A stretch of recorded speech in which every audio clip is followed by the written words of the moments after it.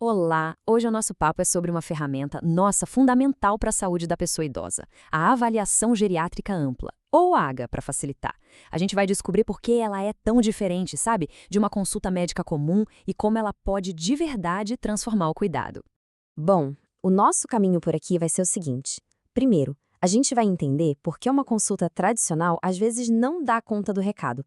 Depois, vamos definir direitinho o que é a AGA, conhecer os famosos gigantes da geriatria e aí sim detalhar os 4 domínios da avaliação. E para fechar, vamos ver como tudo isso se amarra num plano de cuidados super personalizado. Então vamos começar pelo começo.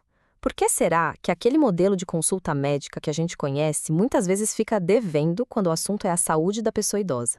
Pois é, essa é a pergunta-chave. Pensa só. Numa consulta rápida que foca numa queixa específica, um monte de coisa importante pode acabar passando batido. É aquela velha história, né? A gente acaba olhando só para a pontinha do iceberg. E essa ideia de efeito iceberg é perfeita para isso. O que a gente vê na superfície, tipo, uma dor aqui, um mal-estar ali, é só ponta mesmo. O que está escondido, submerso, é a maior parte. Um monte de doenças crônicas, limitações, coisas que realmente impactam o dia a dia e a qualidade de vida. E olha só este número, que é para a gente ter uma dimensão do desafio. Cerca de 82% das pessoas com 85 anos ou mais têm várias condições de saúde ao mesmo tempo. É uma complexidade que, convenhamos, uma consulta de 15 minutos simplesmente não consegue abraçar. Tá, então se o problema é enxergar só a ponta do iceberg, qual seria a solução para a gente conseguir ver o iceberg inteiro? A resposta está na avaliação geriátrica ampla, a AGA. Ela foi criada exatamente para isso. A definição aqui é muito importante. Olha só, a AGA é um processo de diagnóstico multidimensional e interdisciplinar. O que isso quer dizer? Que ela não olha só para a doença. O objetivo é identificar os problemas médicos, claro, mas também as capacidades sociais, psicológicas, funcionais da pessoa idosa. E para quê? Para criar um plano de cuidados que seja coordenado e feito sob medida. E uma das coisas mais legais da AGA é que ela nos ajuda a encontrar os chamados gigantes da geriatria, ou como alguns chamam, os 7 Is. Basicamente são as grandes síndromes geriátricas, os maiores desafios para a autonomia e para a saúde da pessoa idosa. Esse fluxograma aqui, ele ilustra essa ideia de uma forma genial. A gente consegue ver como vários fatores, sei lá, o uso de muitos remédios, uma internação, como tudo isso vai se conectando e pode levar a um declínio da capacidade funcional. A AGA ajuda a gente a entender exatamente onde nesse caminho, que vai da pessoa idosa superativa até a mais frágil, cada um se encontra. E aqui estão eles, os 7 Is. Presta atenção. A incapacidade cognitiva, que afeta a memória, a instabilidade postural, que leva a quedas, a imobilidade, a incontinência, a iatrogenia, essa é importante, são os problemas causados pelos próprios tratamentos médicos, a insuficiência familiar, ou seja, a falta de uma rede de apoio, e, por fim, a incapacidade comunicativa. A AGA vai atrás de cada um desses pontos. Tudo bem, mas como isso funciona na prática?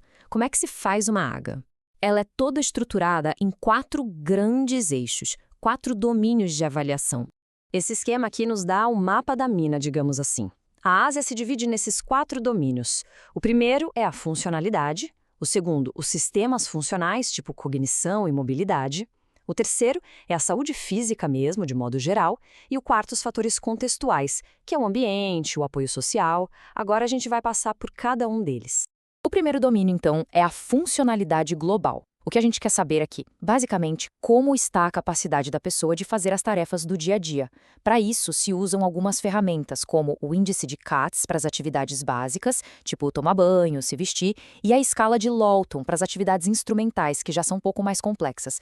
Essa comparação deixa tudo bem claro, né? As atividades básicas são sobre o autocuidado essencial.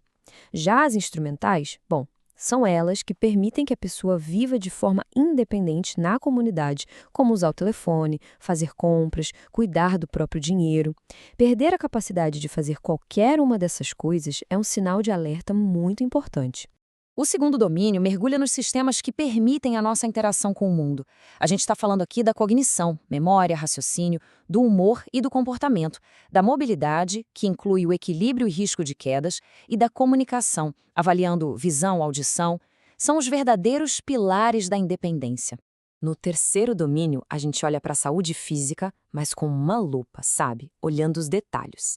A gente avalia a nutrição, saúde bucal, como está o sono, e um ponto super crítico aqui é a polifarmácia. A gente investiga cada um dos remédios que a pessoa usa, porque a mistura de vários medicamentos pode ser um grande perigo. E por último, mas de jeito nenhum menos importante, o quarto domínio. Ele parte do princípio de que ninguém é uma ilha. Então, a gente avalia os fatores do contexto. Qual é a rede de apoio social e familiar que essa pessoa tem? Como está o cuidador, se houver um? E a casa, é segura? A saúde está ligada a tudo isso. Certo. Depois de toda essa investigação super detalhada, o que acontece? Qual é o resultado final? É aqui que a mágica da AGA acontece. E essa é a grande virada de chave. O resultado da AGA não é só um relatório com uma lista de problemas. Não, é um plano de cuidados completo, individualizado. É como se fosse um mapa, um GPS, para promover a saúde e o bem-estar daquela pessoa específica. O processo é bem claro.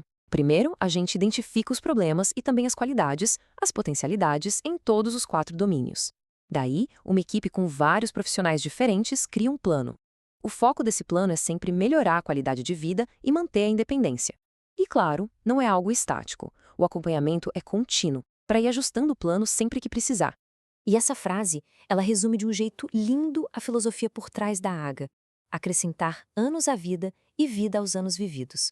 O objetivo não é só viver mais tempo, mas viver esse tempo melhor, com mais qualidade, com mais significado. E para a gente fechar, fica uma reflexão no ar. O que a gente pode fazer para garantir que toda pessoa idosa tenha um cuidado mais completo, mais humano? A avaliação geriátrica ampla, sem dúvida, nos mostra um caminho bem poderoso para chegar lá.